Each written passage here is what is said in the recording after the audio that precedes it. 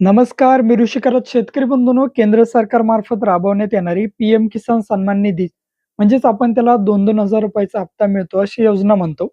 जर तुम्ही या योजनेचे लाभार्थी असाल, तर हा व्हिडिओ तुमच्यासाठी अत्यंत महत्त्वपूर्ण ठरणार आहे. शेतकरी बंधूंनो, याचे जे पुढील हप्ते आहेत, ते पुढील हप्ते मिळवण्यासाठी आता तुम्हाला फिजिकल व्हेरिफिकेशन करायचंय. फिजिकल व्हेरिफिकेशन म्हणजेच काय? तर शेतकरी बंधूंनो, तुमची जमीन ही 2019 पूर्वीची पाहिजे. त्यासाठी या ठिकाणी पात्र करण्यात आले. जर 2019 ची नंतर असेल, तर ते शेतकरी पात्र होत नाही. यासाठी काही नियम आणि अटी शासनाने दिल्या आहे. त्या जर नियम आणि अटीमध्ये तुम्ही बसत असाल, तर या ठिकाणी तुम्हाला ही योजना नव्यानं सुरू होईल. जर तुम्हाला या अगोदर पैसे मिळाले नसतील तर.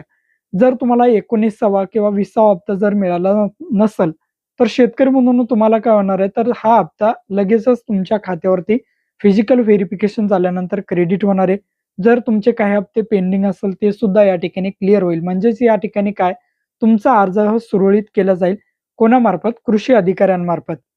शेतकरी बंधूंनो, तुम्हाला तुमच्या कृषी सहाय्यकामार्फत आता या ठिकाणी एक नवीन फॉर्म मिळेल. हा फॉर्म तुम्हाला भरायचा आहे आणि त्यासाठी काही डॉक्युमेंट्स दिले. ते डॉक्युमेंट त्यांच्याकडे तुम्हाला हा फॉर्म भरून जमा करायचा आहे किंवा तुमचे जे कृषी मित्र असतात त्यांना सुद्धा तुम्ही या ठिकाणी विचारू शकता. कदाचित आणखीन तुमच्या जिल्ह्यामध्ये हे अर्ज मागवण्यात आले नसतील, पण लवकरच तुमच्या जिल्ह्यामध्ये हा अर्ज किंवा हा फॉर्म लवकरच घेतला जाईल. त्या अगोदर तो फॉर्म कशा पद्धतीने भरायचा आहे आणि कोणकोणते डॉक्युमेंट्स तुम्हाला लागणार आहे, याची ए टू झेड माहिती आपण या ठिकाणी बघूयात. तर मित्रांनो, या फॉर्मची लिंक व्हिडिओच्या डिस्क्रिप्शन बॉक्समध्ये आणि टेलिग्राम ग्रुपला हा फॉर्म दिलेला आहे. तिथून तुम्ही ही पीडीएफ डाउनलोड करा. प्रधानमंत्री किसान सन्मान निधी योजना केंद्र शासनामार्फत या ठिकाणी बघू शकता. Suspected same family member verification form म्हणून हा कृषी विभागामार्फत काढण्यात आलेला फॉर्म आहे. आता हा फॉर्म कशा पद्धतीने भरायचं ते सांगतो. सर्वप्रथम बघा, तुम्हाला या ठिकाणी शेतकऱ्याचं नाव टाकायचं जसं आधार कार्डवर आहे तसं. गाव टाकायचं आहे, गट नंबर किती आहे शेतकऱ्याचा, तालुका कोणता आहे, आधार क्रमांक या ठिकाणी टाकायचा आहे, मोबाईल नंबर टाकायचा आहे, फार्मर आयडीचा नंबर टाकायचा आहे. ॲग्रीस्टॅक पोर्टलवरून तुम्ही शेतकऱ्यांचा फार्मर आयडी या ठिकाणी काढू शकता. एका रेशन कार्डवर लाभ घेत असलेल्या शेतकऱ्यांची संख्या, समजा एकच रेशन कार्ड आहे आणि एकापेक्षा जास्त शेतकरी जर लाभ घेत असतील, तर या ठिकाणी कोणताही एकच शेतकरी पात्र राहील. नंतर त्याचं नाव टाकायचं शेतकऱ्यांचं, जेवढे पात्र आहेत तेवढे, आणि त्यांचं नातं टाकायचं. स्वतः आहे की मुलगा आहे, पती आहे, काय जे असेल ते या ठिकाणी तुम्हाला टाकायचं. इथं खाली काही तुम्हाला क्वेश्चन दिले, ते होय नाही मध्ये तुम्हाला या ठिकाणी त्याची उत्तरं द्यायची. तर सर्वप्रथम या ठिकाणी तुम्ही बघू शकता, हा अनुक्रमांक 1 दिलेला आहे बघा या ठिकाणी. तपासणीच्या वेळी लाभार्थ्याची नावे भूमी अभिलेखामध्ये वहीतील क्षेत्र किती आहे? म्हणजे किती हेक्टर जमीन या ठिकाणी त्या शेतकऱ्याला आहे, ते टाकायचं तुम्हाला. तर या ठिकाणी तिथे कंसामध्ये या ठिकाणी जमीन टाकायची आणि होय करायचं, शेती शेतकऱ्याला आहे म्हणून. नंतर लाभार्थी भूमी अभिलेखामध्ये सदरचे क्षेत्र दिनांक 1/2/2019 पूर्वीचे धारण केलेले आहे का? तर या ठिकाणी सुद्धा होय करायचंय. जर तुम्ही या ठिकाणी नाही केलं, तर तुम्ही अपात्र होता. तर या ठिकाणी होय करायचं.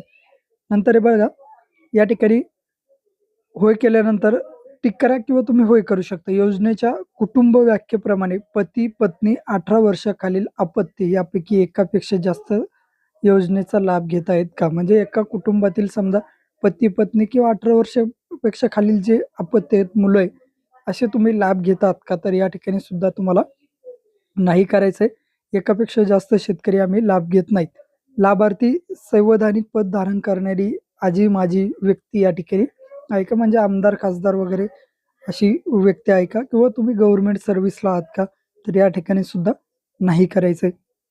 नंतर बघा, लाभार्थी आजी-माजी आमदार, खासदार, महापालिकेचे महापौर, जिल्हा परिषदेचे अध्यक्ष आहेत का विचारलंय. तर या ठिकाणी तुम्हाला असेल तर होय, नसेल तर डायरेक्टली नाही वरती या ठिकाणी फुली करायची. नंतर 6 नंबरचा पॉइंट बघा, लाभार्थी केंद्र व राज्य शासनाच्या सेवेत कार्यरत व निवृत्तीवेतन अधिकारी किंवा कर्मचारी, शासन अधिकृत संस्था, स्वायत्त संस्था व स्थानिक स्वराज्य संस्थेतील अधिकारी किंवा कर्मचारी, चतुर्थ श्रेणी गट ड कर्मचारी वगळून. म्हणजेच काय, चतुर्थ श्रेणीतील कर्मचारी वगळून तुम्ही या ठिकाणी एखाद्या शासनाचे कर्मचारी आहात का? मग केंद्र शासन असेल किंवा राज्य शासन असेल, तर या ठिकाणी तुम्हाला सुद्धा नाही करायचं. लाभार्थी मागील 5 वर्षामध्ये सलग 2 वेळा आयकर भरलाय का? म्हणजे तुम्ही इन्कम टॅक्स वगैरे भरत आहात का? तर या ठिकाणी सुद्धा नाही करायचंय. भरत असाल तर होय करा. खाली या. लाभार्थी निवृत्ती वेतनधारक व्यक्ती असल्यास त्याचे मासिक निवृत्ती वेतन रुपये 10,000 किंवा त्यापेक्षा जास्त आहे का? म्हणजेच काय? तुम्हाला जर पेन्शन वगैरे मिळत असेल, ती 10,000 किंवा त्यापेक्षा जास्त आहे का विचारलंय, तर या ठिकाणी सुद्धा नाही करायचं.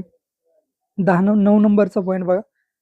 लाभार्थी नोंदणीकृत व्यावसायिक डॉक्टर, वकील, अभियंता, संधी लेखापाल, वास्तुशास्त्रज्ञ इत्यादी क्षेत्रातील व्यक्ती आहे का?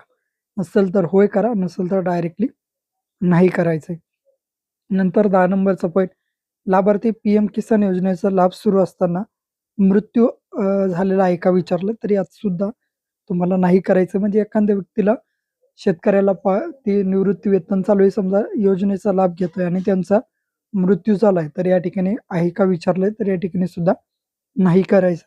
मग खाली तुम्हाला काही सोबत डॉक्युमेंट्स जोडायचे आहेत. कोणकोणते आहेत बघा. पती-पत्नी, 18 वर्षाखालील अपत्य यांचे आधार कार्ड. म्हणजे कुटुंबातील सर्व व्यक्तींचे आधार कार्ड. सातबारा द्यायची एका महिन्याच्या आतील. 1/2/2019 पूर्वी अंतिम नोंदणीचा फेरफार म्हणजे जमिनीची जो नोंदणी आहे, ती 2019 पूर्वीचा जो फेरफार आहे, तो फेरफार तुम्हाला या ठिकाणी लागेल. ऑटो लागेल, सातबारा लागेल, रेशन कार्डची झेरॉक्स, फार्मर आयडीची सुद्धा झेरॉक्स लागेल. तसेच 1/2/2019 नंतरच्या वारस नोंदणीसाठी मयत व्यक्तींचा फेरफार किंवा मृत्यू दाखला. जर व्यक्ती मयत वगैरे असेल, तर मयत व्यक्तीचा दाखला किंवा त्या व्यक्तीचा फेरफार या ठिकाणी लागेल. एवढी कागदपत्र तुम्हाला घ्यायची आहेत. खाली कृषी सहाय्यक किंवा अधिकारी यांचे सही शिक्का घेऊन जमा करायचा आहे. तर शेतकरी बंधूंनो, अशा पद्धतीने तुम्हाला हा फॉर्म भरायचा आहे ना. तुमचे कृषी सेवक असतील किंवा कृषी सहाय्यक असतील किंवा कृषी मित्र असतील, यांच्याकडे तुम्हाला हा फॉर्म जमा करायचा आहे. लवकरच तुमच्या खात्यावरती याचा पुढील येणारा हप्ता या ठिकाणी क्रेडिट केला जाईल. आता निवडणुकीची जी पार्श्वभूमी आहे, त्यामुळे थोडा डिले होऊ शकतो. नंतरच तुमच्या खात्यावरती हा क्रेडिट केला जाईल. निवडणूक झाली की लवकरच तुमच्या खात्यावरती हे पैसे क्रेडिट होतील. साधारण जानेवारीमध्ये हा हप्ता तुमच्या खात्यावरती क्रेडिट होईल. 15 जानेवारीच्या नंतरच तुम्हाला या ठिकाणी हा हप्ता मिळेल. लवकरात लवकर हे डॉक्युमेंट्स तुम्हाला तुमच्या कृषी सहाय्यकांना देऊन टाकायचे आहेत. भेटूया अशाच नवीन व्हिडिओत नवीन माहितीसह. जय हिंद.